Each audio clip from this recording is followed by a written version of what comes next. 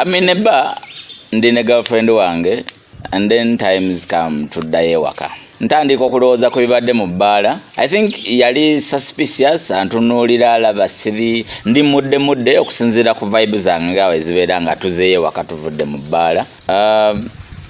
Then tuli ku buliri, there comes a silence.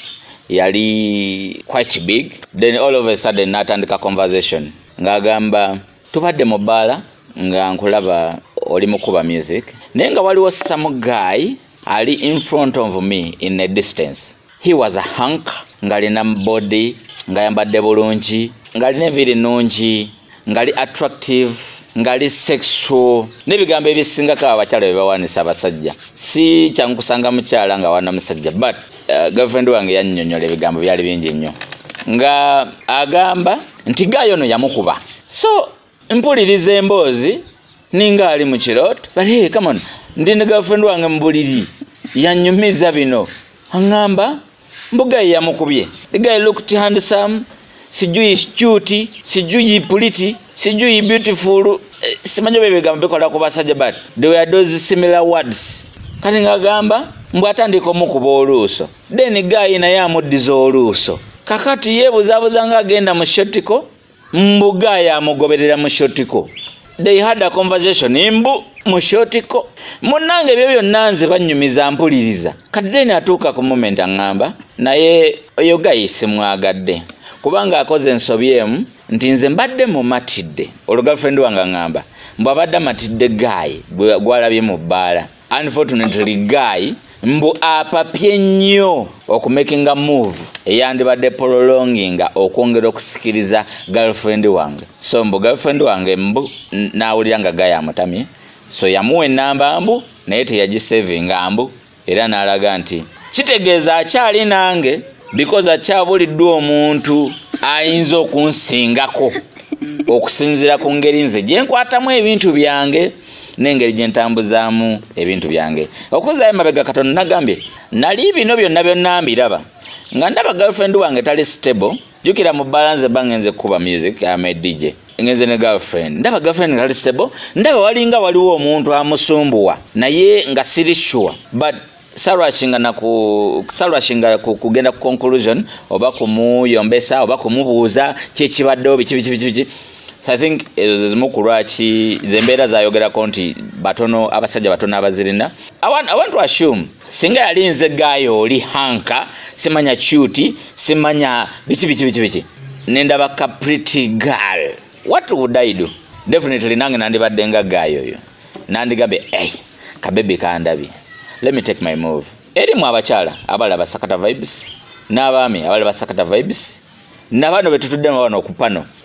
Omukyala alinda kiki ekiva eri omusajja okutuuka okusalawo nti yes this is a perfect person gwe mbadde ninda mulamu. Woba gwe guy olinda ki eri omukazi okumanya nti ono omukazi asaanidde mukole move eddako. Eri abakyala tuli ne Fifi Banks tuli ne Princess Princess right now alinga public enemy. Buli muntu ambuza who is that chick ate bongerako nakagamba who is that chick bamuyita Olivia Green ate nga actor ebintu bingi nnyo as long as belonging mu entertainment tujja kitambuza wamu ne Sam Sukwe King fashionista representing Entebbe to the fullest yaddanose manyi gangongo yali ku kamera eno gyoli kwagita sakata vibes nenga omulamwa ogulidde. Tandika n'abakyala Fifi bwolaba gayi nakkuba kitwala bbanga ki gw'okukkiriza nti kati kogende ne gayi ono oba wakukuba kiba kiwedde ne bwagamba bugambe nga gwogenda maaso wangi kale fazoblo waba otunuulidde gayi oba omupimamu ki biki byotunuulira nga ogamba that guy is yes nze nganze gayi ebintu byenandyagadde musajja gwenjaga gwosiimye mu bangi tugambe tuli mu ndongo nga sinali eyo webadde. First of all alina okubeera nga muwanvu. Well alina okubeera sifa ku kala oba black oba mweru sifa ku kala. Munange no girlfriend wange ngamba he was angalina height kitegeeza yali ansingako height ngamba he was light skinned kitegeeza yali ansingako so I mean continue kati height tofa kukala tofa kukala kasitaba mulungi kicho ita bulungi mu wallet bagamba bulungi wabasajja buli munsawo butandikira mu wallet alina okubeera nga wotudde bahanka tuli mu bbaala bahanka bo mu bbaala bakwata glass like this you really don't notice what chechiri mu glass but glass ever better full nenga akolaga aginywa nina okumanya ebigenda mu glass bivaawa ane kulaba bulabi na glass nga siraba ojje biva nina okulaba table gy'otuddeko first of all yes ekitegeera ne mmanya nti otudde ku table kye ekiriko olinako bereya webale olinako tekira nailo ready obangule ne mmanya omuntu gwe ngenda okutomera ate buli omu alina embeera ze nze sigenda sanga muntu wadde ankubye mu bbaala mubuukire olw'okuba njagadde nnyo ansanyusizza ekitegeera lese gayo oyo omulabye omumatidde omusiimye muli mu bbaala then guy naye naatekinga move what next kale nze nga nze saagala nnyo bintu bya kupapa nze nga nze omuntu naturally saagala bintu bya kupapa ndaba oboze guy kale nze nga nze so bagenda negambya guy nti omanyi nkwagadde ne guy wemba mulabye nemwagala nemwegomba nenandaba negomba tusobola ofuna connection buli omu naagenda okitegeera no netwogera netusoka netucommunicating and netusoka netumanyagana omanyi relationship ennungi enyuma nga musose nemwogera notegeera byenjagala nekutegeera byagala mpoziko nga mwagala byakwelyamu buli tegera nekyo kibaawo nga mwagala just okimanyi relationship nyingi nnyo ezandibadde zisobola owangaala zikomyeko eyo step musiimagana step awaawo musiimagana it's either sex on that first day nebikomaawo oba temuddamu connectinga nedda ssebo kati kankubuulire kale nze okusinziira nze ku experience gye I know continue okitegeera okusinziira nze ku experience gye nakuba nsanze abantu bangi nnyo mu mabaala bakola ki nesi nkulabye tugendelewa Stella kyagala kuba kati lwaki ogenda kuntwala tomanyi tugenda tuuka eyo omanyi abantu abasinga mulimu abantu social tribe okitegeera so okutwala nga fine wankobye naye nkwagala naye ng'ate tribe yo sisobola kwagala okitegeera oba netutuuka eyo nga kwegamba embeera zaffe tezigenda okukwatagana waliwo abantu abali so proud okitegeera saagala gayi ali so proud nga gayi yeemanyi Olive Green Olivia wali tuseko mu scenario bwetu and you look at a guy senior biz in a different angle in a distance view you're looking at me and you're like that guy wale chali kituseko actually yes how did you go over it did you connect with that person or what happened kinzo kuba kyantukako nga namulaba nga yete yandaba so ekibuzo kyo kyesitategedde move yo yayitamu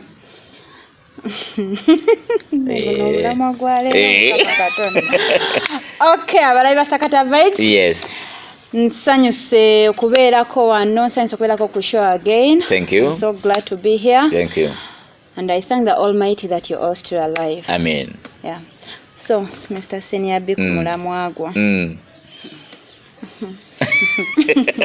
ebintu byamukambe buzaabuza mukwano nnyo ebintu byamukama Katonda biro bibuzaabuza nnyo okimanyi wali abantu bangi eyo ng'onaku lwe basooka okweraba lwe basooka okwerya ne bakatisenesa abafumbo if you're meant to be it doesn't matter mumaze ebbanga kyoba bbanga kino beera mumaze olunaku lumu you people can be ebintu bya Katonda bizibu nnyo are you serious yes ebintu bya Katonda bino byolaba bizibu nnyo looking at that story okay, looking at the story. Yes.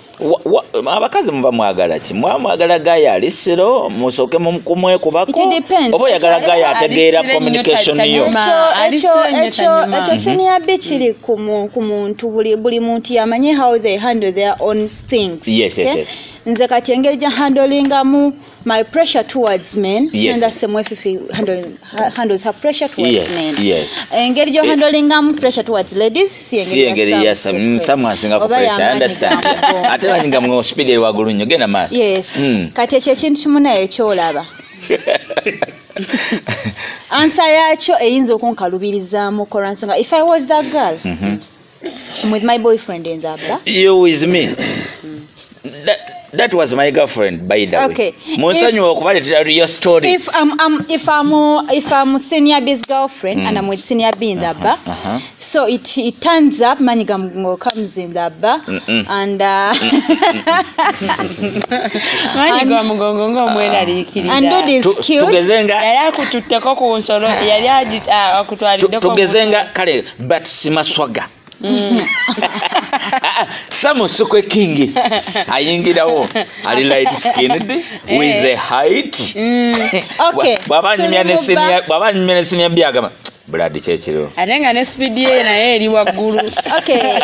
Okay, sounds a cute guy turns up and like you know ekintu ekiri ku mamba sajja naffe kituliko. You can see someone. Yes. You just feel like your heart is pumping out. Definitely. Tekiri kumwe kama kanti nolabo omwala n'owulira nga wenna sabalade.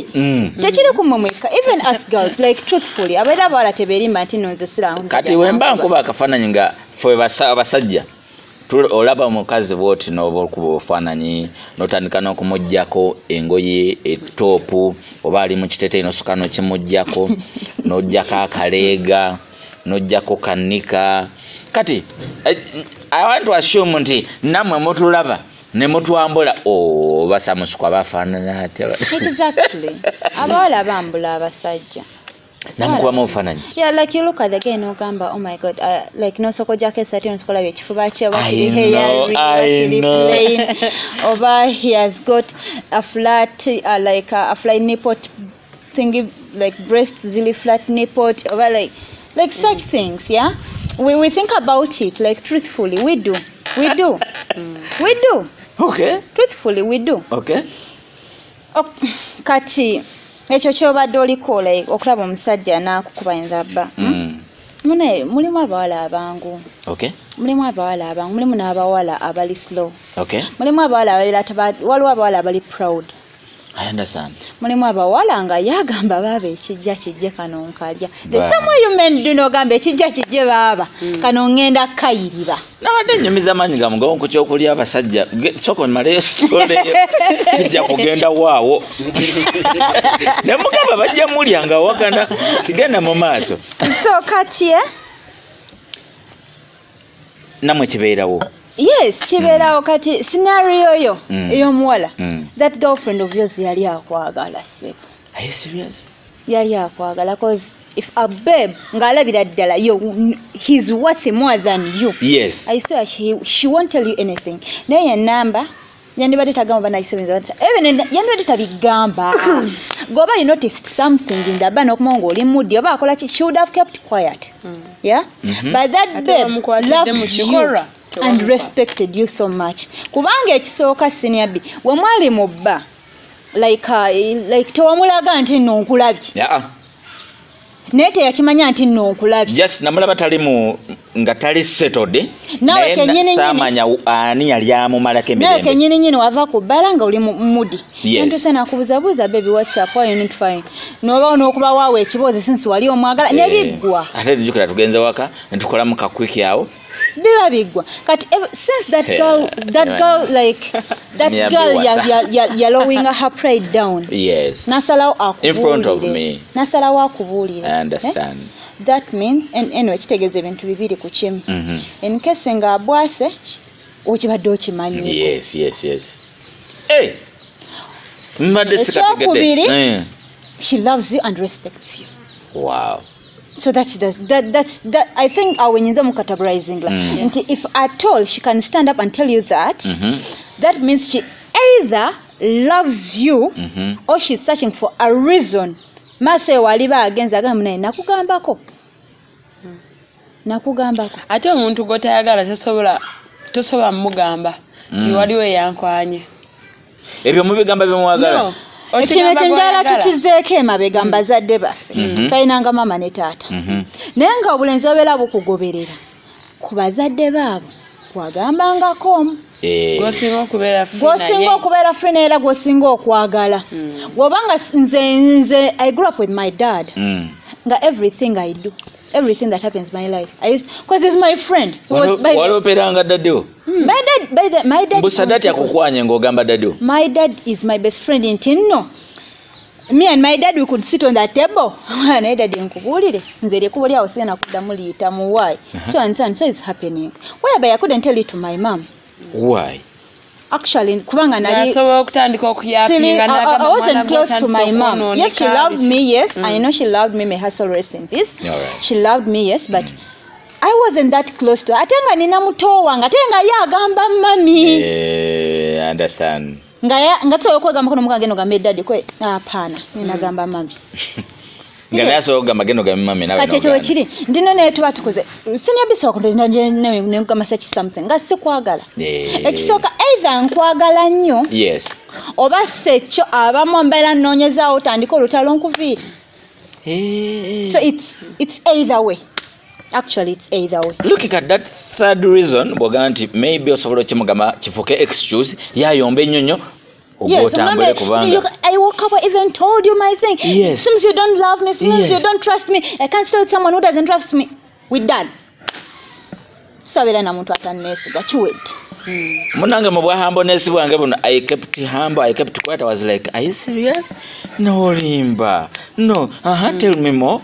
Bwente munange ngabiringa byakusaga and she was damn serious. She was serious. The story is running in my mind. Then I ask myself, bino happening okay, if I may ask much any girlfriend? Not why you can. Checha abawula. Si checho. We mula ali akwaga. Si checho. Ekituufu kiri twalwawo nnyonyo ne kyatwalwa kyali kirala. Oyo mukyala golaba yali akwagala tenga akuwa ekitiibwa ekitenga. Nange nali mwagala nnyo era nga mububira. Kubanga omukazi akeera ku makya n'akugamba nkulabulira olaba oli omusajja alina akakadde ankwana. Naye senior olina omutwalo gumu. Tugenda wali tugule akatogo k'essatu. Mba nkwagala. Okusinga ogenda mukusajja ku Cafe Javas. Let me go with you to buy katogo. Mba nkwagala. Yeah, oli mutuufu. Waliwo ne kino. Osobola okubeera ne gayo naye nga aliwo akwana omulala. Nojja n'omugambako nga muli muyala zibakuba. Ekitegeera n'omugamba naye you know what? So ogenda wono guy. Actually, that thing has ever happened. Togenda ku having a sex naye, togenda kukola ki. In fact nze nayinako boyfriend wange nenga oba nkugambe mu kifo togenda in the evening okukiringa kati nga noli guy wali bonna bankwaniya in the same time naye nze nennondako gwe nkola ki gwoyagala kati munnange otwagendanga out tugenze mubala ng'oli kyali ajja nankwasa ku sente era ngamba omanyi zino nazizendeese nga nange ekyenkola nagamba boyfriend wange ngimugamba omanyi kyali onankwana era ndaga sente kati nze sina kyengenda mukolera ngera tubeerawo gayi ne mulaga nti gundi baby wange naddali ku mabbali nga ngenda ne mubuuzaako ono nagula bbiya ne kati ngolo baby wo mwoyita ki bulaza mukwano nedda mukwano tugamba ono gayi akuteekamu akubuuza baani abo mukwano gwange gayi yasooka n'asuspectinga ne mugamba nedda ssebo mukwano gwange mpoziko nga naye anneegwanyiza naye nga obudde bwe butuuka obw'okuvaawo tuvaawo aba noli boyfriend wange teacher manju. The same story with Fifi's story. I mean with my boyfriend we used to chill at thingy. Where? Rastas Beach. Kwansanga Yoko with him. So this guy So me with my boyfriend every evening we could go there. So this guy used to come around park his range there. Na tandiko tuna but since you love someone, mwine mbela jambera muti you're free. I understand. You're free. The my guy some babe could come around. Namtuna namugamba kati kankubuze kakubye nti kankubye. Tukayite katulano kanywe nafe. She comes, she sits. netunywa after I go with him. No, you're lying. I swear, me when I love someone, nze njagala nnyo okwagala omuntu mu ngeri emuwa emirembe. Yeah. By the way, nti I don't want my man. Bagamba mbu tolina love. No. Ate ekyo obeera omusindika. Yeah. Katika nkubulire Olivia kyayogeddeko ne boyfriend wange. Naye olaba abeereyo ku mulimu. Nangamba omanyi wano tulina waliwo ka ajati. Eyo ku NASA waliyo ba ajati wange. Nangamba waliwo ka ajati. Katambula kalungi kaina fika bisi kankuba ne mwaye kakuba. Ojo kagambe kakuwa ku namba yako tubere nga tukakuya tukawozengako. Nangamba njajje kasaba ne kanjira okitegeera naye nga kyemanye kyo tasobola kunvaako agende. So I was still telling you about that story. Mulaba na appreciating a beauty ye n'amanya nti ono mukazi mulungi just abingambako. Abo tubalaba n'olaba no appreciating someone. I was still telling you about the Rastas big story. So this guy, he approaches my man. Kati since naye we are a free couple, we come to the bar, he does his shit, I do my shit, then yeah. At the end of the day, you go home. Yes, we go home together. So this guy comes around. Natuma munange wange. Tino nkubulire, see that babe. Oh my God, I just feel like having her. Bichi. And this guy was like, yeah, tewali buzibu. Gojango tulano tandiko kunywa nafe. So when the guy sat, naleta amalala nti nno kati ntudde no kati I have to show her people nti nsobola. So that bamusindika. Thank you. He starts paying our bills. So actually I never even had a phone by then. My phone had issues. Ngankoza simu na ba wange. Imagine. So when we were sharing numbers, oli yamuwa simu ye. So he calls him, hello. Bade nsaba kwogera ko ne malayika wali awo. Nenda malayika tali wagenda kunenda mula kusanga kome. Tyoke. Naye ngena musanga ku beach. Ntoke mugenda ku beach munyo mulye ngenda kujja nsasule. Every day could come to the beach na sasula. I fall sick. Waneze nalako ne ku beach. Ne faintingira onasula natola mudwaliro na sasula bills. Never onezera akane bange na nyege ebiwundu by'omulwadde. So omuntu waba omwagala senior B. Ng'omuntu omwagala. Ofu okola buli kyosobola okumusigaza. Sukola bwenga tulina kyoyogera gotobera nko mulamba. Njagala mubuuza Sam. Njagala buuza Sam. Tugambe gaya akukubye omukazi oli mu bbaala oyingidde mu bbaala bwoti. Ngeri gye muyingira ba superstar wokimanye naawe.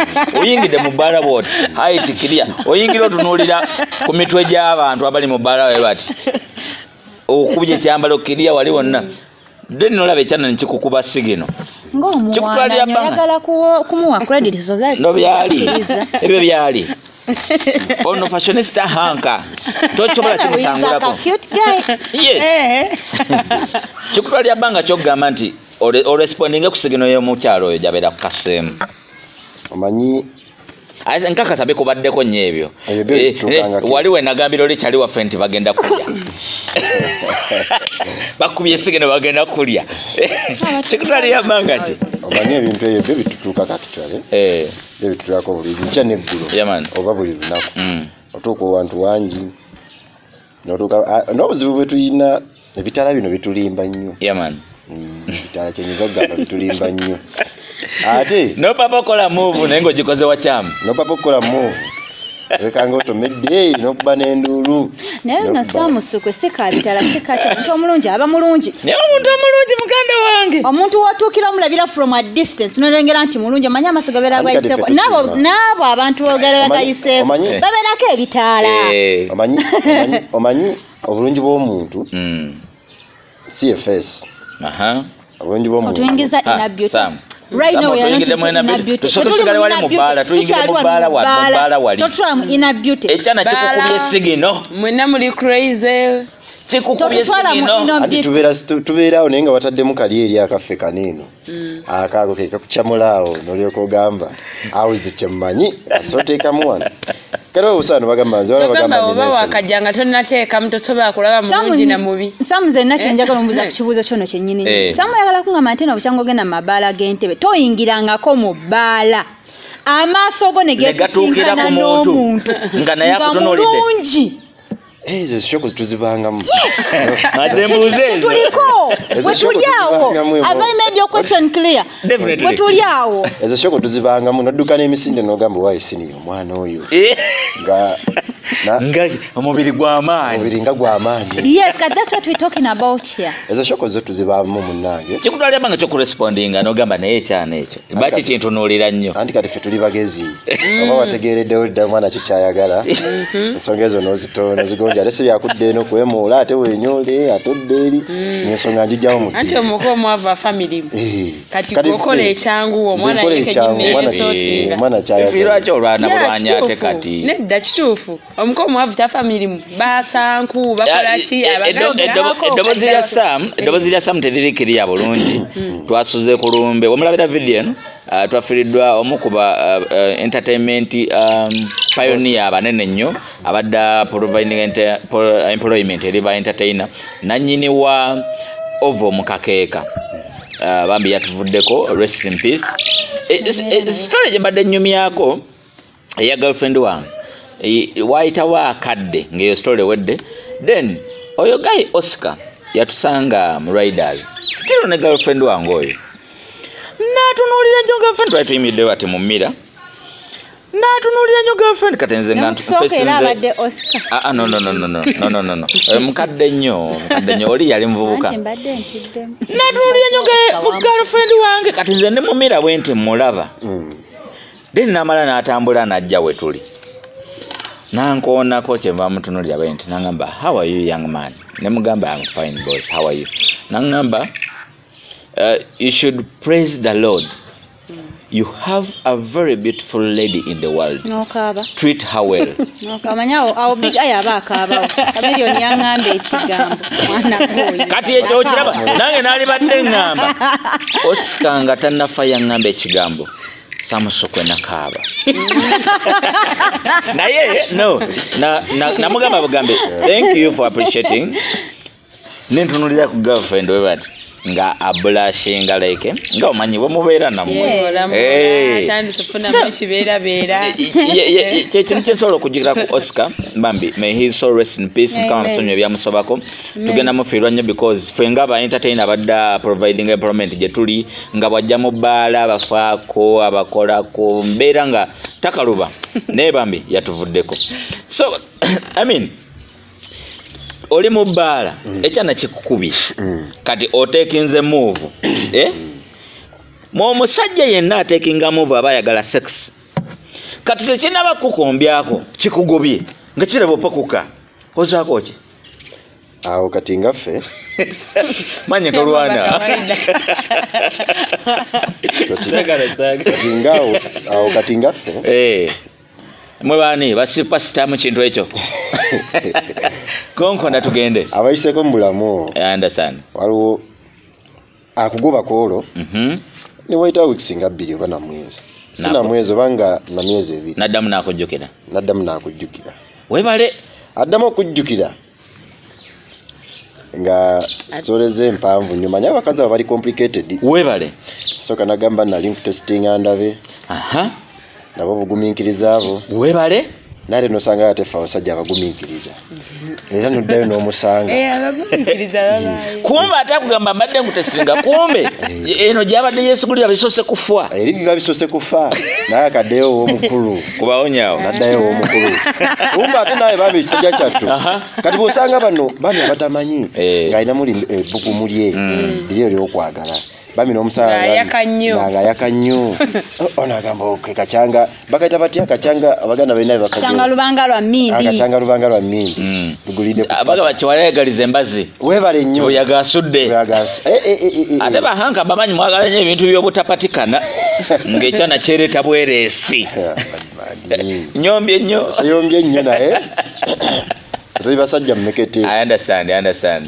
kati ensonga ezo zibaawo nosanga bambi ngeri gaya muyisiza bubi nosanga nagamba kale nandibadde oli ate gwe luli wamucekinga mutayagala ate katalagajja webagwa kuffe ekyo va abagagga batweraliikirira webagwa kuffe omugagga atakusembeza mukazi we kuba amanyi ffe tulina obulamu bwanjawulo nnyo ate wekijja mu kintu ekyo kyebagamba sobola okuba nga sirina ssente kazi ne mukyakaza buli wamu wonna n'atya n'okutya webale nnyo yekka n'asiima yekka nga laba obulamu bwalimu ki bwalimu bwanjawulo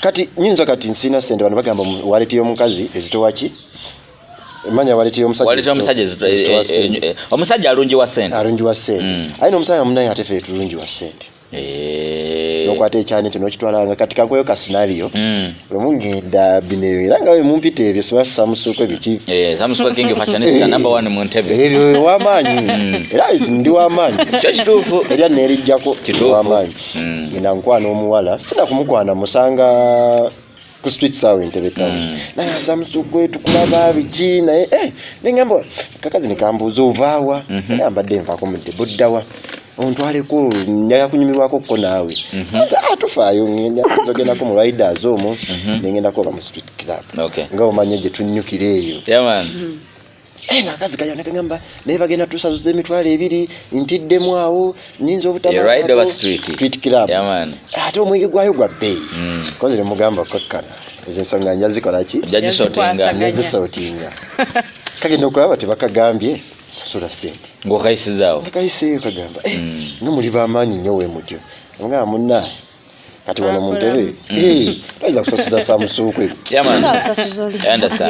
tosobola kusasuza samusuukwe mu Ntebe naye ate waliwo wekikomanga abagagga bamanyi nabo balinamu entondo ate sina bagagga naye abantu bebaleka ku mulyango abamanaginga business bebabamu ne feeling zo kukinja kutambula n'abantu 10 bagenda ku spending bagenda kunywa obukadde nga bubiri webale nnyo kati ekinsasuze omutwalo 2 kyaki mujjidde mu benzi class parkinze wali ate babagamba basasula interest kati bambi akawa nenkajero mu gundi ate manyiri VIP zitubereyo tabu eri tebatwala bubbiya mwana nagulawo karo wisikizo obana akagulawo Jamal nagulawo ro ara nagulawo naye bareka bagambe bambi kafana kastola ko kalifani bambi natunulira akana nga nabambi level yako bana ade bachakalira mugana amabala ge bata wende akataliga kusasulira capital babu lwasa capital bimanyi kubanga era bya mudigize nkubira ka scenario yako bani wana ngamba gaimwe muri obulamu ate nganze you see something kyabulijjo kunze monna yenno bagamba oli obulamu ng'ogenda ne mu bbala n'otanywa na bbiya n'olabulabi ku bantu otambula n'ogenda ngoyise mbuyisi omwana ngamba bannange mbadde siyingirangako mu street club eno gwe kusoso giyingiramu bambi nengamba kumbe bano abaana abawala abamulungi naye nga ate mu bulungi bwe ate ffe bagayi tutya abawala abalungi nnyo webale kubawonyaawo ekyo gwene takimanyi kyetagisa kindi nnyo kyetagisa kindi kati nga fifi eno okubamu n'ekyekumi kyange ekyabiri omukakasa nti nkolaki nti oli kiriya mwagala naye nze munnange ero jango kiyina kati mbanyingira kati ekyasinga omumalamu amaanyi nga sinaba nakwata wadde na ku 10 gula nga mugaga agambye omwana akuwe wali Uganda coconut eyo namba bagireeti okitegeere negirako soda nga 5 Uganda nzani samusukwe kingi akazi nekatya n'okutendeka eyongera okutya kati nekafuna shock kali ku muzinga ate mbandi abo bampita tinawo buddawo black label tuli muki ondoza wakajjayo tekaddamu nakugamba nti ate munnange nze nina obuzibu mbeera n'abawala abo nekinewunyisa nti sibatwala era bwe twamala okunyuma yakangamba gayimwe mumanyi obulamu njagala nnyo okubeeranga nammwe era omuwala waliwo yali ankubiddeko essimu oba ojjukira ba mikwano oba just kati omanyi nagenda nefuna kaali kanyirirawe kati nenkaguma kano bannaye ngenda kukagala awo amangu awo biki nenkatwala muki mu street nembikola byonna nekatya nekasiima ani mutuuka okuddayo nekalinya boda nekaddayo nekagenda nikafuna boda nange nesigalawo nga ndiko ka whisky kange nze ndyawo sinza ayinza okweregaawo mu byabakazi abo so kati kwegamba tufuna obuzibu obwo omuwala aba mulungi naye nga gwe otya okukola ki kyokka ate ye yakufiiringa dda ogenda omutuukako nga tolaba buli kimu kyanguwa ate ng'alaga n'amaalo kintu kyoba tosuubira so kati abaana abo bafuna embeera eyo aye naffe tufuna eyo ki osi ne tutya n'okukakasa nti omuwala nti oba olina mutwala wano kafa okukwagala oba olina mutwala wano nze bali bankwatiddeko nga nkukuta eyo kikadde eyo ngandi eyo saze mu kikadde eyo waluusi eyo ebalereranye mama Kigere ano ku street ya Riders omukazi eyankwatirayo nangamba kumbe naye bulijjo okukuta okukutenga naye ndiyo mbitebe nkukutanga kakito ati ebintu ebyo okugawa obulamu ya yeyo lwaki olwawo okukkiriza Guy ng'ate akoze kyoyagala? Come on. Already weegombye Guy. Guy yazemu ansa yazze. Senior B nakugamba omukazi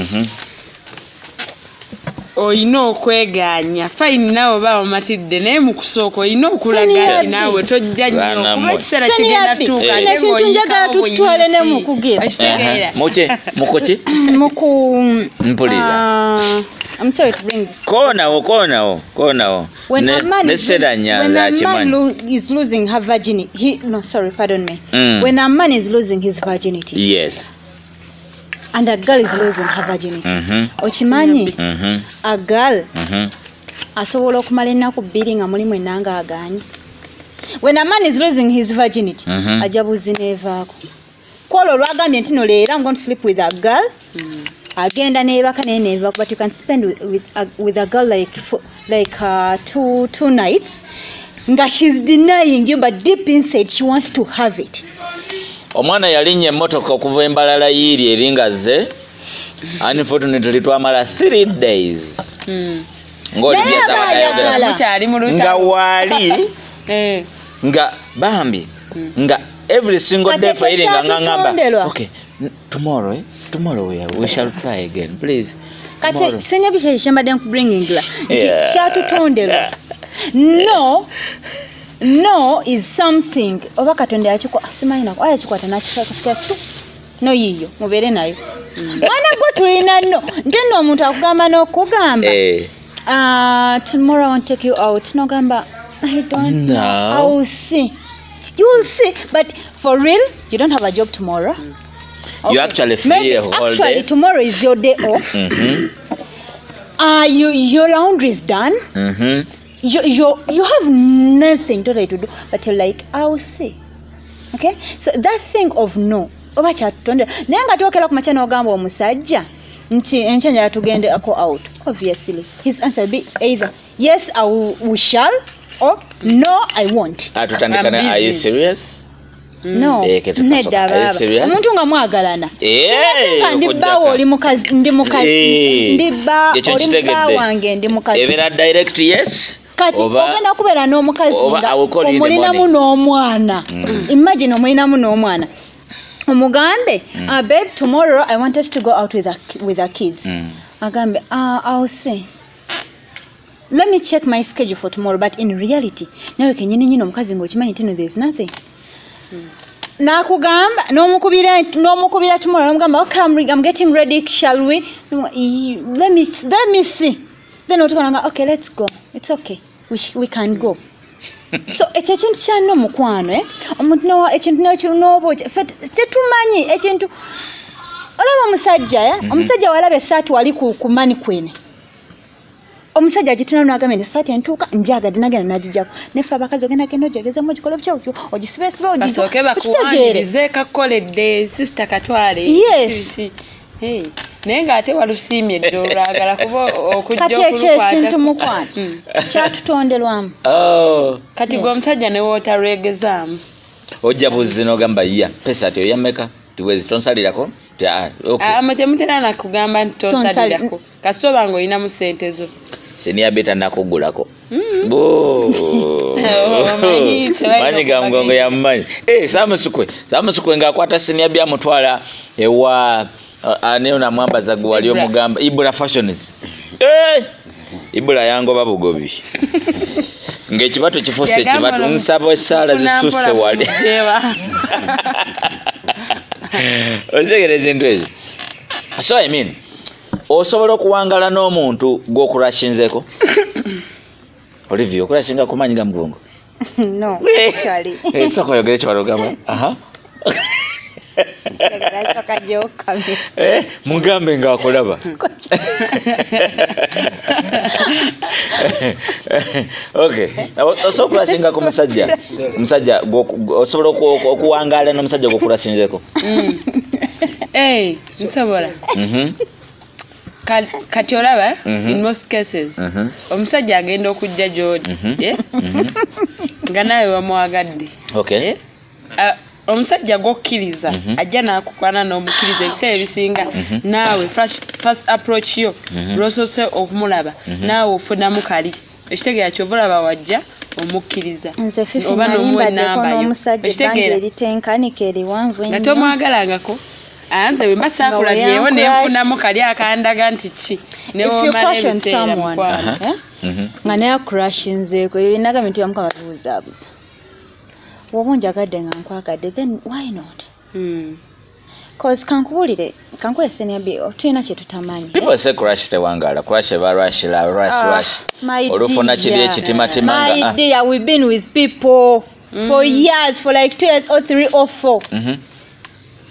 Nga notukanisa n'omukyanga yakyakwagala nenga just it was a crush towards you people. Notukanisa no moving on. Now moving on, nenga you people are still together here. Caritas Kariong tumiddeko nnyo darling. How are you doing? Ndabira nnyo pepi. Mugambe nti oyo crush wange Caritas Kariong. Very beautiful lady. Mweyagalako mweryako. Muyimbi. Anti mweryamu. Sisimu kwatanga nako.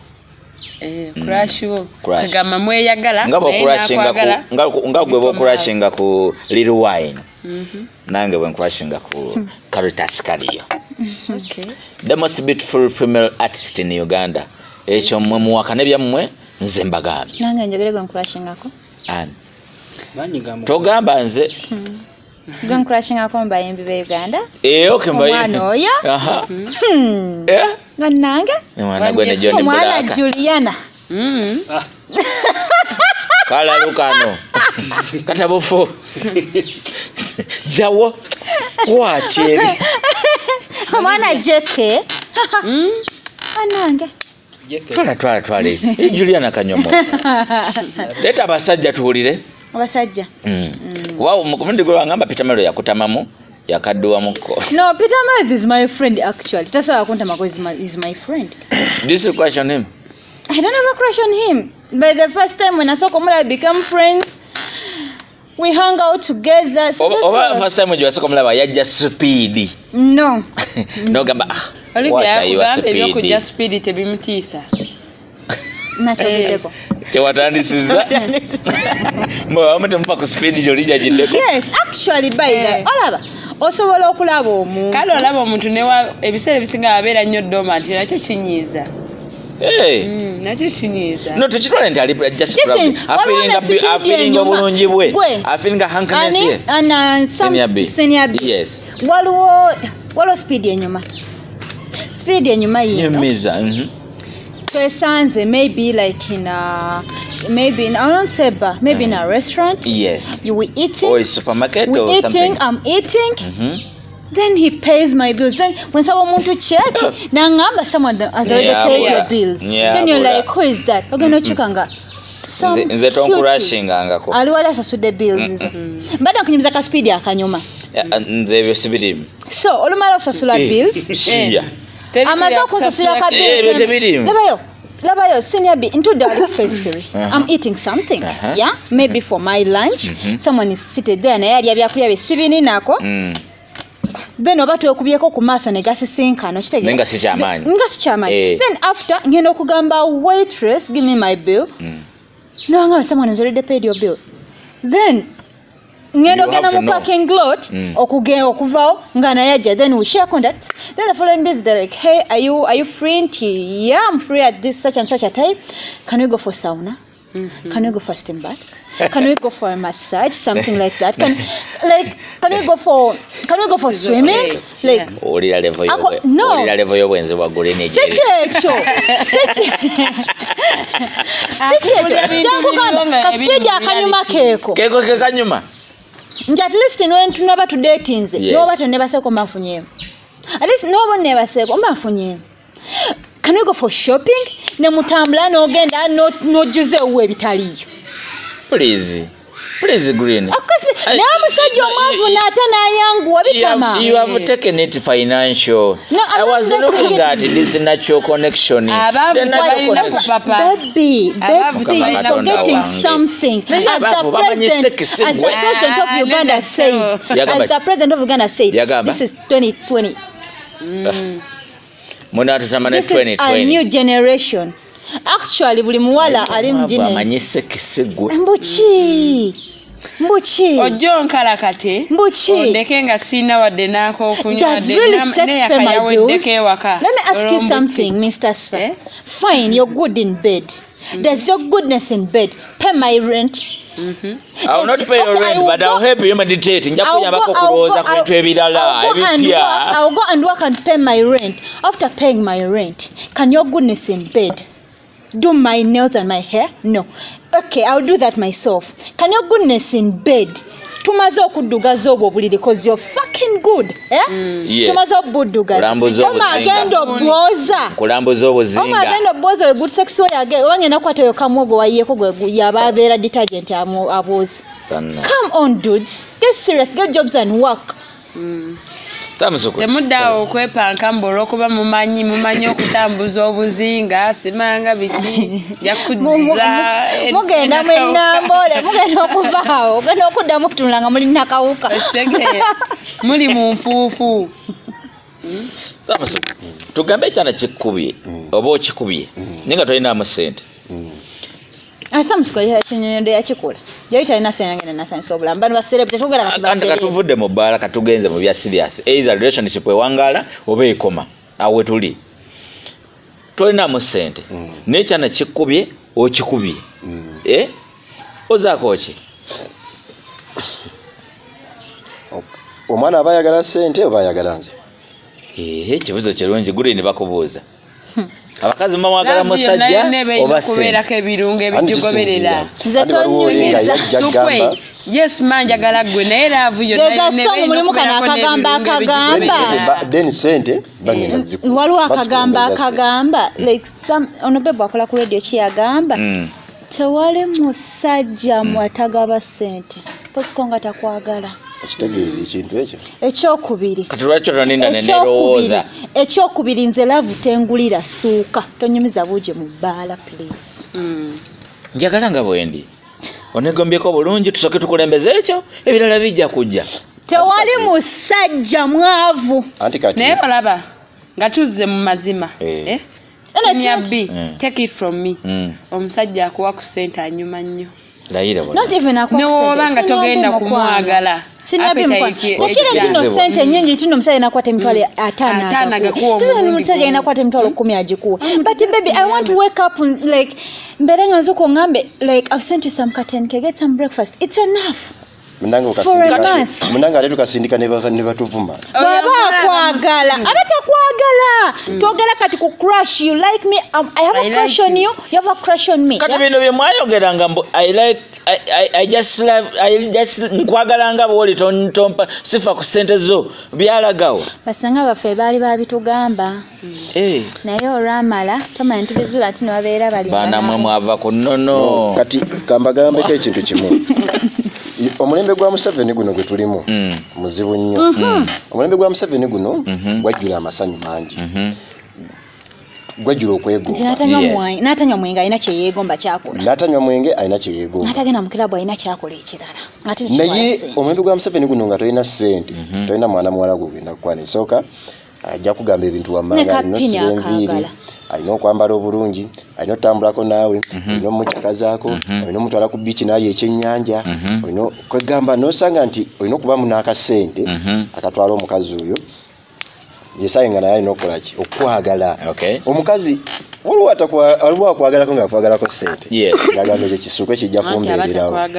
Okitegeera? Nga yajagala ajja kumbeerawo emba n'essuukwe ajja kumbeerawo ajja yiwawo omubiri oyo mumanya ajja kumpayo ekyekumi ez'enviiri. Oli agambe ajja sasula za landiroodi. Oli agambe bwe kituso kati guno omulembe gwa Museveni ate ffe kati guno ebintu eddanga twabiwuliranga mu ngero mu mirembe gy'aba jedde egyo mu 1990 naye kati guno omulembe gwajjula ekintu kye bayita amasanyu twegomba nina okuwambalako bulungi engatto okusanyusa mukazi wange ate nekira kiswaza nnyo Samusikwenzi otambula naawe ng'oyambadde jaketi ya mitwalo 10 oyambadde yo pair of trousers ya mitwalo 15 nga ne mu mpale ya 13 biswaza nakenyini bibera biswaza ndi mulungi fayini naye tugenda tuuka ewantu nga abantu betutuuseemu basi ne bateeka obulungi bwange ebbali ne bagamba ono star gwe tutera okulaba ku Spark TV omuwala gwali naye ayambadde like you just look at girls looking at you like stars like from your nails to your lipstick to your eyes to your like okay oswala oswala biswaza kati olaba by the way no love teetaga mu sente nyingi nze kati kambawe kasitoli nze na brother wange omukulu yali ng'akwata abawala ng'akwata bibe ebirungi naye ng'omanyi olini gakyakola asobola ogenda mu supermarket n'agulayo apo nga bubiri n'agenda nawe w'omuwala apo ziba za mmeka si za 10 apo kati kiba tusanyusa ezabatembeyiza 5 naye omuntu najjeewo najjanga lonsa nze ngula 10 najjeewo azenga lonsa kusanza ofumbye spaghetti bobe emmere yonna najja giridde yebase masuuka ago akedda ate nina banna ekintu kyensinga okuba nnanga okunyizibwa abaana abalungi abalenzi bano abalungi boolaba babi nnyo lwaki babi nnyo muli babi nnyo kubanga this cute guys kankola senior B you can wake up you see that guy Kasam nga kalungi just feel like oh my god noka having a crush nemwe crushing ako kakulabye you're good is also good yeah then after ogize like you get that crush to that guy yes this is a true told story ntino muntu yajja wange ng'akaaba n'amaziga are you serious yes my girlfriend came to my house ng'akaamaze agenda asanga Kasaamu Sukwe bali mu WhatsApp group yemu kamukuba naye kalina ka profile picture kali ku zi streets z'enewa Church Road kafaananye bulungi kitegeera kamukuba aka crushing ako so they start chatting after chatting babe I'm inviting ewakawe that babe nagula lipa on her own money Kasaamu Sukwe nga tikalina sente naye kalungi kati njagala nga wendi awo wajjira genda maaso naye ate ogamba Kasaamu Sukwe abantu bajja lowooza nti si gwe abalinga gwe kata like Kasaamu Sukwe kalungi naye tekalina ki sente yeah so Sam Sukwe makes an appointment with a babe I'm coming to see you on such and such a day yes babe nakeera ku macha nambukubira essimu but I swear this is a true told story nankubira essimu nambuza Malaika this guy is coming I need him to be happy what should I do the same way basajja mwe mwetegeka ng'omuwala ajjewo ogulugi ogusooka gw'oyagala yengera bala gye beetegeka she cleans her house natereza buno obugoye bwali bwagwa eno nabujjayo najjayo gali amasooka gali mu suitcase nagateeka ku buliri she cooks liver her own money she cooks liver she cooks rice what else I don't remember something else she kafumba then guy yajja yatuuka late abasinga ofumba rice baterufumbirako Irish no yafumba actually just yafumba rice ne over greens over peas something like that. So guy ngatuuka aguza wayini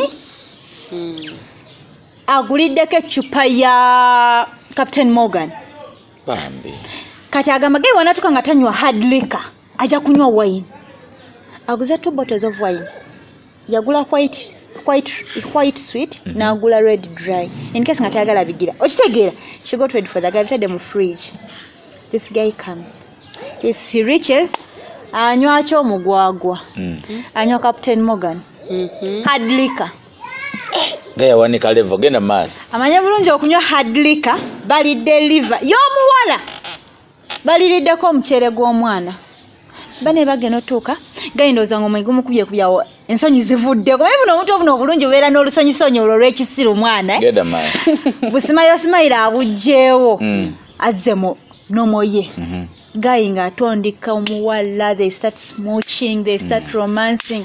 Naye nga pressure gauge yaliko yasooka n'entiisa like okay that omuwala nga wakasooka okubeera naye, it's not good to go so hard on her. Yeah, yasooka najja nasanga omusmookinga avudde ku lips agenze omulago biki he rotates around, then dresses go off, they go in their bedroom to start their mikolo.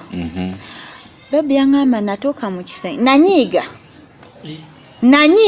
ngachache munyiza. I had a plan this guy to sleep over at my house machaddeyo sawa zirimu yoba yamugoba sawa zali mukaga za kiro omuwala yagoba mulenzi. So continue. batuuka like in bed. Okay. Okay. Being with ngatumaliza ngatumaliza. Being with a small penis is okay. Okay. Being with a small penis is totally okay. Okay? Is it okay? But yes. Sometimes. Sometimes. All right. Being with a small penis is okay. But being with a tiny penis is something else. It was tiny. Something else. One. Actually, tekali na kanasu. Kali katundu kan. So. Continue. This babe aguma. It may be. Okay. He has got a small penis. But you take a condom ngatevaako bufi. We will take a we rolling down. Echo nachigumira. Nenga was it erect? It erected. Kagira. Nenga kagayi kalungi. Then natuuka noza gagene kalabanga there's nothing I'm doing on this babe. So he started using his finger. But he had nails. Nizisala omwana. Ngachagumye. No, my process intino she was horny. Yes. She wanted it. But bino bigana. So guy ndoza nafuna second option. As ngala na yamanye ekisi. Yeah, of course baba somesa. Yamanye ekisi kinagama nsegomola bamunaenze baba advising okwesenga. Continue. I think since the guy was like high a little bit kati ngari rough. Yes. Moyo pressure yokola everything omwala onjala nezimusala. Bambi. Okay? So buno obulenzi obulungi. Ate kumachawe yatuko okugenda. No, kumachawe okugenda. Ate bwacha.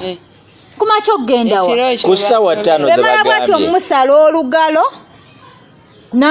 Naimuka nasoka msindika like to go off her. Then she calls me. She's like, you know what? I'm in some terrible shit. Just call me. I'm going to pretend that you're my sister. Ungambi, you're coming over right now and you're my big sister. So I call her, I'm like, hey babe, I'm on my way coming home. So she naleta your panic because we are both actresses actually. Understand. Nataka your panic. Namga my sister is coming around. You should leave my house. And I don't want her to find you here because I'm her baby sister. So kuntanga namsaja mu nyumba. Dodi aina plans zokusigalawo. Omwala ngalozo omwala asaga. Mwana namugamba dress up and nga she's even nga kale not bleeding so much nenga. Manyi that part is so soft. It is very soft. It is delicate. It is fragile. Yeah. Bamusaze olwala. Yeah. Amanyo buzibu olwaki enjala tozisalako. So, what I'm saying, this cute, this what maybe and other solo chikola bulungi. Naye yali high. Kati ngali rough. Na alina n'amaddu. Kyanga kati abantu ababeera ne crashes bayigo kitekinga slow. Amasokwe kengi. Mawulira. Joli. Zewendi. Bayigo kitekinga slow. Kati bayiwe bamugoba we yalava wa inacho yareka kamenza. Oh, webadde nzija. Yamuwa kusende. Uchowa nabadde sasa ne batelinga story ntino. She bought ABCD for him. Yeah? Na abitegeka. This motherfucker atuuka ogenda. Avaawo bulungi. He goes to maybe to get a judge to take him to the roadside or agenda afune taxi to go wherever he's going. Girlfriend calls me nanga manyi uno mugwagwa kyangambye. Mbu asudde ebbiri ze mu nnyumba yange nzinoonye we ziri. akomawo ne boda Okazi nga babonya atokoto. Kati ekyo kye bayita obwavu obw'ekisiru mu abasajja mu abalungi atugansiba tubagalenga we muli. You can't be. Asode bere mu nyumba. Asode biriza mu nyumba atongoba okugenda. I'm sorry, I deleted all my things. Nandibadde mbalaga screenshot eyo. She sent me a screenshot ngono guy amweleza amugamba, "Hey girl, I've left. I think I've thrown my 2K in your house. And I'm coming back to pick it because I have nothing to pay for that border guy." So, like seriously, that guy came wherever he's coming from with only 2,000. Omuwale yali asinga okwagala. Yes, omuwale yali asinga okwagala omulenzi. Fine wali onjaga, nali nkwagala nnyo, wali tobiriiko. Wali tobiriiko. So the scenario comes here. Here's the scenario when you are worried. A week passes. That guy starts calling that babe again. Babe nga takwata masimu. Takwata masimu. Do you know the messages he sent? Did you use me? Did you use me? Ngagaye bwasindika. I that screenshot. Simanyo banchaje ne. Bireke. Amugamba. Girlfriend send me a messaging, a screenshot ngono gaya mubuza. How can you use me and then you just dump me like that? You would have told me no. It was a one night stand. Then the girl asked him, "What is a one night stand? What happened between us?" Because when you erected, nothing happened. Using your fingers, you cut me off. I never even came. What is the one night stand? Oh, kata wagamye nti no mulenzi mukusooka kyandize nti no mulenzi yali omuwala yali agala mulenzi singa ye. Then after when ali nkwagala singa gwe wali onjagala Sam, why should you send me messages after a week just because I'm not picking up your calls? Didn't know you used me. Ochegede jendo echi. Mubonye nyi. Didn't how could you send me messages? Didn't know you used me. Abasinga bambi baba siru.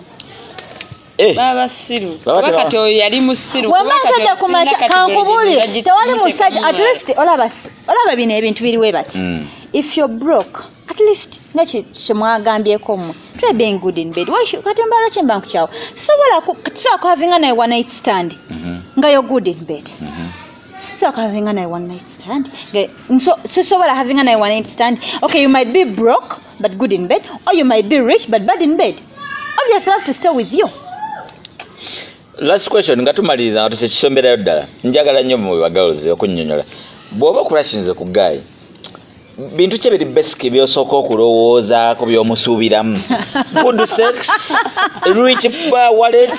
Bitu byosooka okulowooza. Naye bayita omusajja omulungi ng'akumazisa. Nade simanyi. Omanyi bayita omusajja a cute guy. Nga is making you come. Ngaffe. Oda nkwera ka example ngoyonga. No, like I'm just asking.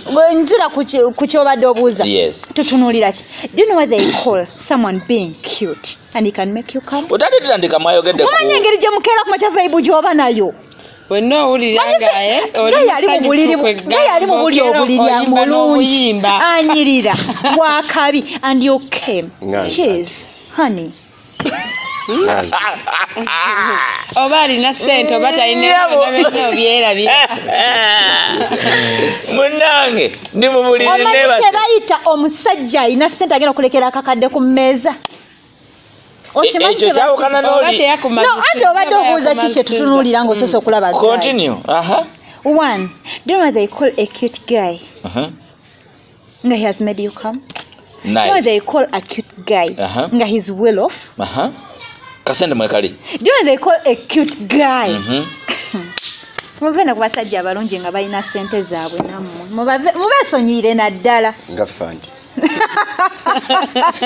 Fifi, am I right? You're right. Money over satisfaction. Chicho sosa. Money. Yina mwe. Sex kati mwafunfula wadduka. Naye sexy nsobo mwefunira wonna wenjagala nange kenyini mbeera munezange madde sexy bulungi so okwera kwita samusukwe mufuna n'emiwozange kati sho ngamba oli serious baza mwe basajja mwe mulekera okumanyira ati n'abakazi bokaboka bebabeera nga batunda sex even men sell sex abavubuka gye bali mu tawuni eyo bano babimanyi ng'abaana abamanyi ne wane entebe even makes you come before even entering you tuli mu lugendo yesterday tusanga chick tumaliriza this chick looked at us and he's like senior B kati bino bivemu njagala kulya maanyi ga mugongo mwe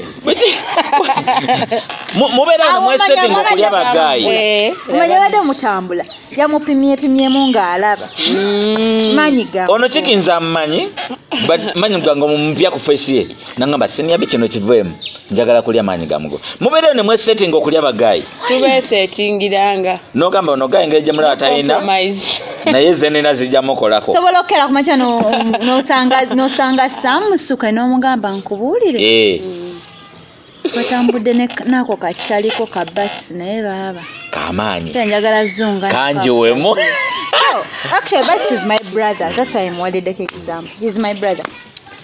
No, reality is ntambudde ne sama mirundi mingi nenga nze ninga dami wabatimbye samo sokwe yeshabaita nabala tuchikola ngabayita munze ne baga nabala tuchikola nzosolokera kumacha nzosolokera kumacha nze sometimes I go within town nina maduka gengula kengo ne bagaze mumanyira nengula kama nina maduka nadala mwabaka mbetiramu okufuna samo sokwe temuddamu please no stop it nina maduka gengula mwengo nayo tukakuduka mwana nakugamba baba malaika kino kidduke kasasitako kachaliko kagaba oba nalo kenyini fifi nalimbaddeko naye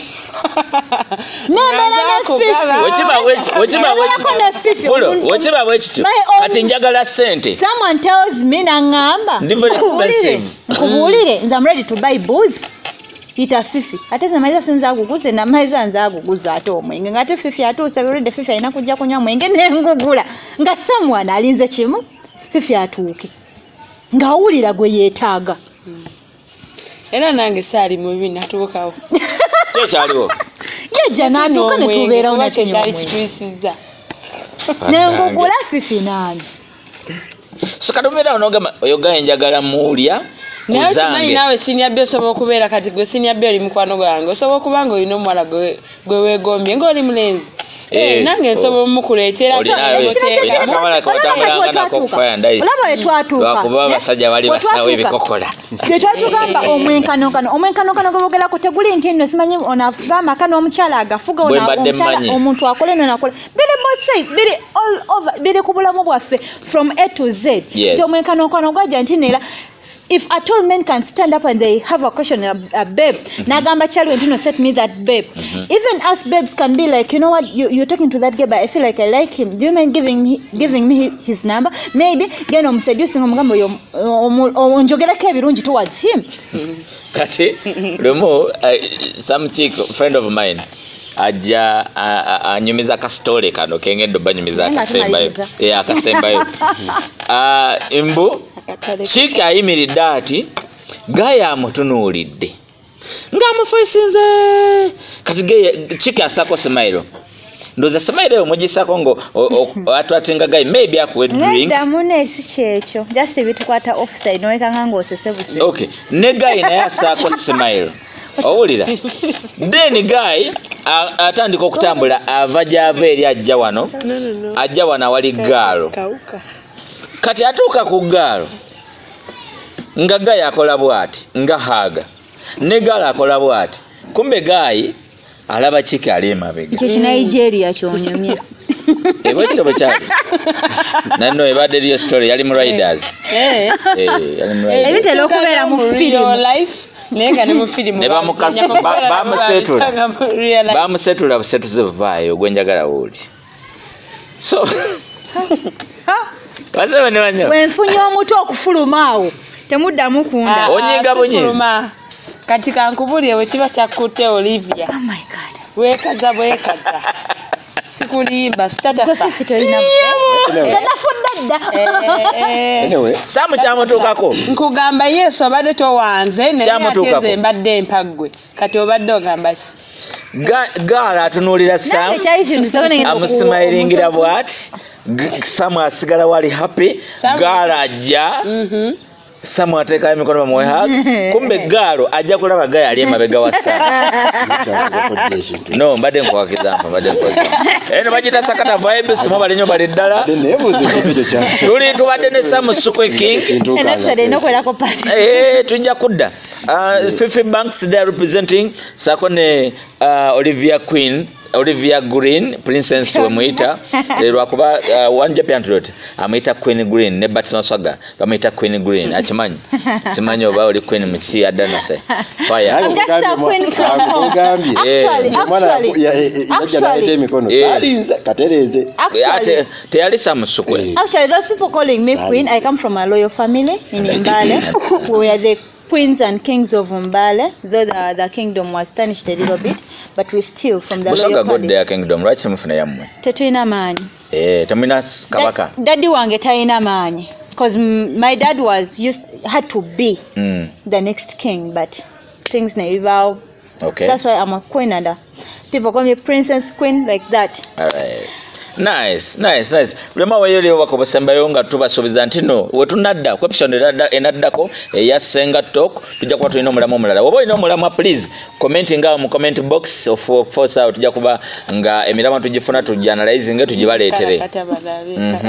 Oyagala kala kata. Ekirala. Mwabakazi abali eyo abatwepikira. Fifi bamulabe bulungi Fifi Banks. Mwabakazi abali eyo abatwepikira. Lindako pulo bino byandibadde ku Table Talk nenge gye tuli ku Senga Talk munnange mbeerera jina yaŋŋamye mbabuze who are you Rihanna mwena mumumanyi yaŋŋamye mbabuze what do you know kati abiwereza mu message but I assume embeera gyalimu ng'abiwandiika omulala Dola Kabina. No, we wouldn't have been here. You wouldn't have invited us, right? Nabagambye nze nabayise. If I was nothing, you wouldn't have invited me. Definitely. So Rihanna yonna gy'oli ng'olaba. And if we knew nothing, you wouldn't have invited us. Definitely. So please, to all of you, the viewers, we're so happy. Because mwalabye simanyi lwaki bawala bannamwe babalaba bulala bagambye obwo bumalaya bumanyi muli bamalaya nedda mukwano by the way nina kyenera short zino nina bagamba buli mukazi ali successful bamuyita malaya lwaki nimbi oba nedda buli mukazi ali successful naddala nga bawo tebamumanyi n'obeera bamumanyi n'abeera bamumanyi twali mukazi abeera successful ne balowooza nti no yeekoledde but seriously some of us the reason as why we left Entebbe so that we go and hustle out okay and with something fine tesobola kuva eno tubalaga nno bane tuzimbye wano tuguze wafuuka secretive naddala gwe people don't know you abantu abatera okunyoma bakwebuuza tebakutegera ono bamuwa credit because bamanya hasoye ali mbayita byakola bimanya tutale bambulire ne businesses na simanyi why do you hide Lazimanyi and they appreciate your working Jambi kati nibamulirako busungu bawulira obusungu lwa kintu kimu bali bandabira wano gwe waliwo kye bayita the return of the princess waliwo movie bagita power kikomezaawo the return of ghost okay so the return overa ku muntu okumala emyaka 2 nga takulabako then by the time you come back ng'akulaba oli kintu kirala kankubulire bisooka ne basobera n'obeera gwe senior wandeka ndi bwent nange nedda wandeka ndi bwent nakubulako just mwakogo gumuguka naye ogenza okudda nga olina oyo kyoyakya nedda sikwokya twazuula kati okera ku makya n'ogamba ndi wano wazibya emikisa gyange kanveewo ngende mbeere wali wajja kuta emikisa gyange so I left Entebbe for my own reasons lwansonga abantu Entebbe bazze emabega naye Samu wavaayo thank you Samu yavaayo ne Senior B yavaayo nenga Senior B yava Entebbe mwetuli Senior B yava ku Magala n'afubutukayo paka yino eno kitala wava entebe yiri eri katabi n'ofubutwa emisinde paka whatever Fifi yava n'afubutuka nayo twabiza abana banyima badde bamanyi tusula lunnyo anyway nada abana bava mu places tuva mu bifo for reasons yes tuva mu bifo kulaba ekintu ekigazi okitegeera era ndeno ndaba embeera yanjawulo okulaba ekintu ekigazi so if I never left Entebbe you never know what I will be by now maybe nandibadde obanga ndi oba na housewife wa someone okay actually I'm not a housewife but I've got a boyfriend yes nino omuntu and nekirala if you people are there thinking that oba je nadde oba I went to town to oba like kwetunda no I'm working and people who know my business know my business and tetujja babulira mu mulundi oguddako mu episode naddako ate guli nyayogera nze ndi mugisu abagisu n'abakiga tetuyina njawulo nze wanyala na ne wanyala oliye naye ndio mulayo oli kama huwaye kasira okay ngamaliriza mwebale nnyo kulaba Sakatate I remain as a Olivia Malaika Birungi grinning in the industry of music. Yes. And I'm an actress. Please, I am from Holy Images. Subscribe, like, comment on my videos. Yes. Love you so much. Thank you. Have a blessed night. Thank you so much. Samusuke sebula abatulaba tumalirize. Sakata vibes mwebale nnyo kutulaba. Era mwebale nnyo sigala nze Samusukwe. Flag Baera w'Entebbe. Flag Baera w'Entebbe. Ekintu ekigenda kiwanika lebo 226 watch out. Yadda no se. Samusukwe ajjanga meya. Entebbe city. Indono nokudono. Tutandikira bwe tu foundation bwe tu bali batekisekera ndi tujja kujja. We are here katuba tubayisa bubi. Ka scenario ako abantu ambanyoma. When I HP Entebbe parents bagamba bwe tusoba mwavu. Aha. Era mbutufu nali mwavu by the way. Kitufu. Awo Fifi abanyiza okubanga bamanyi ebiseera byange. Nali mwavu. Just katono nnyo njakagala kano kagonde. Abantu bagamba gwe toyina ssente tugenda kuwa kalulu. Naye najja nenjogera ekigambo kimu. Abana bagamba oyo muntu waffe tumanya atubereddewo bamutanga nnyo omusayansa omusayansa nezija muli bulungi muli bulungi azze bakampaigns essomero lyonna bagamba baleete zipaato tetuli safe akubaka era baali bampita mugiso oba nawejja n'akadodi wali kumaca ku ballot paper ng'abaana bayiwa buyibi so tuli ne Fifi Banks sibula abatulaba oyogera ne business ez'okola lwaki wandiisa abantu bajje bagguleko. Yeah, thank you so much. Yes. Mwena abatulaba nze Fifi abasinga kimanyi abalaba program eno mumanyi ndaba bakumanyi era obawuliza bubi gusambu temumanyi mwenna nalimba kalakaseka era bakala katera njagala mudde checho sitidde nkyaliwo okay kati ngawe nabagamba last time kola mungoye yeah, I'm a designer. Osobola okujja ngo ina omukolo gonna oyina ka birthday party oyina just oyagala kwambala leisure bichi nze mukame kyekitone yakimpasa kisomerera. Okay. Osenga kwambaza abakyala basajja bonna n'abaana. All right. Thank you so much. Bamisa Fifi Banks ZJ Senior Bid alimikisa zadi manyiga mwongo yabera kamera mpola mpola kubanga ensonga zitambula loud and clear mtusonyi wetu zelet era obudde butukute naye nga ate kino okugwa tujja kuda na episode eno tujongerezeeko era abagoberera senga talk eno mujja kukitegera nti ensonga tugenda tuzongerezaako mpola mpola mwebale nnyo mwebale ddala okulaba subscribing nga sharinga wereza muno link naye anyumirwe Sakata Vibes mwebale nnyo.